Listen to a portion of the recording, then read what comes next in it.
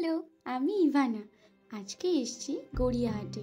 কোন বাঙালি আমার মতো পুজোর আগে গড়িয়াহাট বা নিউ মার্কেটে শপিং না করে থাকতে পারে বলো তো?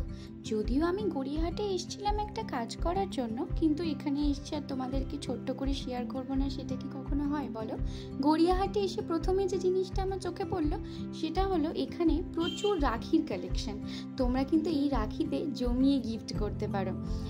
আর এই দোকানটাতে কিন্তু প্রচুর 40 থেকে 50 টাকার মধ্যে ইয়াররিং ছিল, যেগুলো দারুণ লেগেছে। আর কিছু কিছু ম্যাক্সিমাম ইয়াররিং কিন্তু 30 টাকারই ছিল।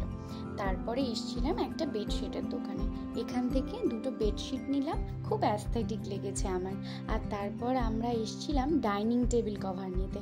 প্রচুর কিছু কেনাকাটা করেছি, আস্তে আস্তে তোমাদেরকে আমি শেয়ার করব। আর এই যে দোকানটা দেখছো, এই দোকানে স্পেশালি ব্লাউজগুলো কিন্তু আমার প্রথম থেকে খুবই ভালো লাগে। আমি যতবার গড়িয়াহাটে আসি এখান থেকে ব্লাউজ নেওয়ার চেষ্টা করি। তোমরাও এসে কিন্তু অবশ্যই চেক করো। আর এই দোকান থেকে আমি কিছু ফ্লাওয়ার্স কিনেছিলাম। আমার আপকামিং ভিডিওসগুলো তোমরা লক্ষ্য করলে বুঝতে পারবে।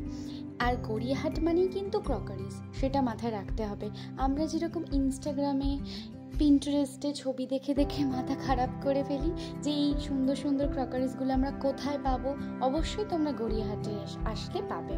দেখো, তোমাদেরকে কিছু কিছু কিউট কিউট কালেকশন শেয়ার করছি। এই যে কাপ প্লেটের কালেকশনটা, এটা কতই না দেখেছি আমরা বলো, এটা কিন্তু দারুণ দেখতে। আর হ্যাঁ, ক্রকারিজ কিন্তু খুব বেশি বার্গেনিং করা যায় না, সেটা কিন্তু তোমাদেরকে মাথায় রাখতে হবে। আর ওই দিনকে এত বৃষ্টি হচ্ছিল, আমি তো ছাতা কিনতেও চলে গিয়েছিলাম। কেমন লাগলো জানিও।